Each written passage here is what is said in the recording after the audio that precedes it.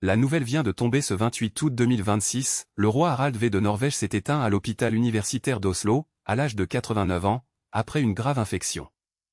Il régnait depuis le 17 janvier 1991, soit plus de 35 ans sur le trône.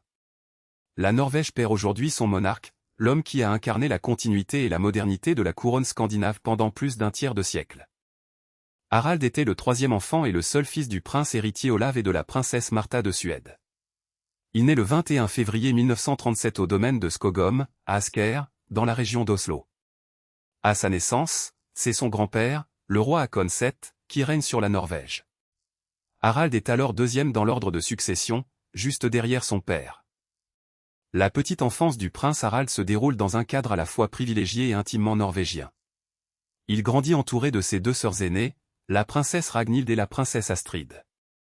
Le domaine de Skogum, résidence officielle des princes héritiers, est un lieu de nature et de verdure où le jeune Harald développe très tôt un goût profond pour le grand air, les forêts et la mer. En avril 1940, tout bascule. Les troupes allemandes envahissent la Norvège, et la famille royale doit fuir en urgence. Le roi Haakon VII refuse de capituler et s'exile d'abord en Grande-Bretagne. Le petit Harald, âgé de 3 ans à peine, suit sa mère la princesse Martha et ses sœurs vers la Suède, puis vers les États-Unis, où il séjourne plusieurs années à la Maison-Blanche sous la protection du président Roosevelt. Ces années d'exil américain marquent profondément l'enfant.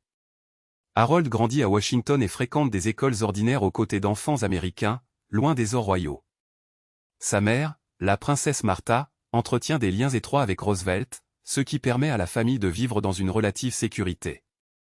Ce passage par l'Amérique nourrit chez le futur roi une ouverture d'esprit et une simplicité qui deviendront sa marque de fabrique.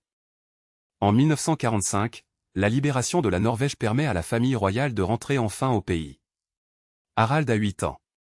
Il retrouve son grand-père le roi Haakon VII, accueilli en héros par un peuple qui a résisté 5 ans à l'occupation. Ce retour est un moment fondateur, le jeune prince découvre ce que signifie porter une couronne, être le symbole vivant de la résistance et de la liberté d'une nation. De retour en Norvège, Harald reprend une scolarité normale dans des écoles publiques d'Oslo, conformément à la volonté de son père Olav de former un prince proche du peuple. Il fréquente les mêmes établissements que les enfants norvégiens ordinaires, une décision qui tranche avec les traditions royales européennes et forge chez lui une connaissance directe de la société qu'il sera appelé à représenter. Après le lycée, Harald intègre l'académie militaire norvégienne, où il obtient le grade de lieutenant dans les 3 armes, l'armée de terre, la marine et l'aviation. Cette formation rigoureuse et polyvalente fait de lui un chef militaire complet, respectueux de l'institution et parfaitement intégré dans la culture militaire norvégienne. Il poursuit ensuite ses études au Balliol College d'Oxford, l'une des facultés les plus prestigieuses d'Angleterre. C'est au cours de ces années de formation qu'Harald s'épanouit comme sportif de haut niveau. La voile est sa passion absolue, héritée de son père le prince Olav, lui-même champion olympique. Dès les années 50, Harald s'entraîne assidûment dans les eaux norvégiennes, affinant sa technique et développant une compréhension instinctive du vent et des courants. La mer est pour lui bien plus qu'un sport, c'est un lien viscéral avec son pays. En 1964, Harald réalise un rêve, il représente la Norvège aux Jeux olympiques de Tokyo dans la discipline de la voile. C'est la première d'une trilogie olympique remarquable. Il participera ensuite aux Jeux de Mexico en 1968, puis à ceux de Munich en 1972, portant à chaque fois le drapeau de son pays avec une fierté non dissimulée. Peu de têtes couronnées peuvent se targuer d'un tel palmarès sportif.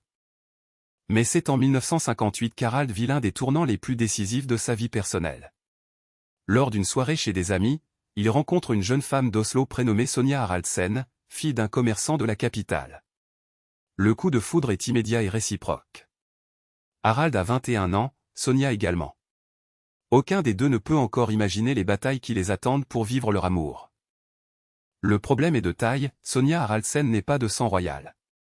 Pour le roi Olav et pour une grande partie de la classe politique norvégienne, l'idée qu'un prince héritier épouse une roturière est inacceptable. Harald refuse pourtant d'abandonner Sonja. Pendant de longues années, le couple vit une relation discrète, hors des regards officiels, dans une situation inconfortable qui met à l'épreuve leur détermination. Après 9 ans de patience et de résistance tranquille, Harald pose un ultimatum à son père, soit il épouse Sonja Haraldsen, soit il ne se mariera jamais, et la lignée dynastique s'éteindra avec lui. L'argument fait mouche. Le roi Olav finit par céder, et le gouvernement norvégien donne son accord. Le 29 août 1968, Harald et Sonja échangent leurs vœux à la cathédrale d'Oslo devant le peuple norvégien. Ce mariage est historique à plus d'un titre. Pour la première fois depuis des siècles, un héritier au trône norvégien épouse une femme sans titre de noblesse ni sang royal. Harald ouvre ainsi une brèche dans les conventions monarchiques, une brèche qu'il élargira lui-même plus tard en laissant ses propres enfants choisir librement leur conjoint. Sonja deviendra une reine appréciée, férue d'art et de culture, dont le rayonnement dépasse largement les frontières du royaume. Le couple Harald et Sonja a 2 enfants. La princesse Martha Louise naît en 1971, suivie du prince Håkon Magnus en 1973. Harald est un père présent et chaleureux, soucieux d'offrir à ses enfants la même éducation ancrée dans la réalité que celle qu'il a lui-même reçue. La famille royale norvégienne s'impose peu à peu comme l'une des plus accessibles et des plus appréciées d'Europe. Les années 70 et 80 voient Harald assumer un rôle de plus en plus central dans la vie publique norvégienne en tant que prince héritier.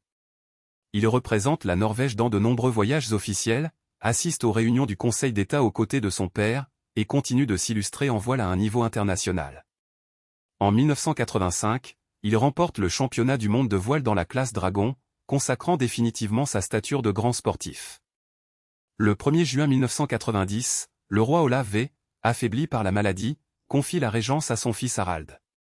Pendant 7 mois, le prince héritier exerce les fonctions royales dans l'attente de la succession.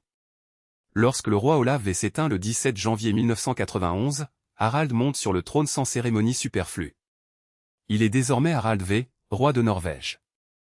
La devise qu'Harald V choisit pour son règne est simple et forte, Alt for Norge, tout pour la Norvège. Elle résume parfaitement l'homme qu'il est, un monarque sans prétention dynastique excessive, entièrement dévoué à son peuple. La bénédiction officielle a lieu le 23 juin 1991 à la cathédrale de Nidaros à Trondheim, site traditionnel des couronnements norvégiens depuis le Moyen Âge. Dès le début de son règne, Harald V s'impose comme un roi moderne, proche de ses citoyens et attentif aux évolutions de la société. Il ouvre le palais royal au public une fois par an, publie les comptes de la maison royale dans un souci de transparence, et s'implique personnellement dans les débats qui traversent la société norvégienne. Sa monarchie est constitutionnelle, ses pouvoirs formels sont limités, mais son influence morale est considérable. Sur la scène internationale, Harald V représente la Norvège avec dignité et efficacité. Il multiplie les visites d'État en Europe et dans le monde, entretenant des liens personnels chaleureux avec d'autres familles royales. Il est notamment proche de la famille royale belge, le roi Albert II et son cousin Germain. Ces relations diplomatiques royales contribuent à renforcer le rayonnement de ce petit royaume de 5 millions d'habitants sur la scène mondiale. Le 22 juillet 2011, la Norvège est frappée par l'une des tragédies les plus sombres de son histoire moderne. Anders Behring Breivik assassine 77 personnes dans un attentat à Oslo et un massacre sur l'île d'Utøya. Harald V se rend immédiatement au chevet des familles endeuillées. Face à la nation traumatisée, il prononce des paroles qui resteront gravées dans les mémoires, la liberté est plus forte que la peur. Cette capacité à incarner l'unité nationale dans les moments de douleur est l'une des grandes forces d'Harald V. Le roi choisit toujours les mots justes, ceux qui apaisent sans minimiser, qui rassemblent sans effacer les souffrances individuelles. Après Utøya, son image de monarque rassembleur se consolide définitivement. Il devient la voix morale d'une Norvège qui refuse de répondre à la haine par la haine.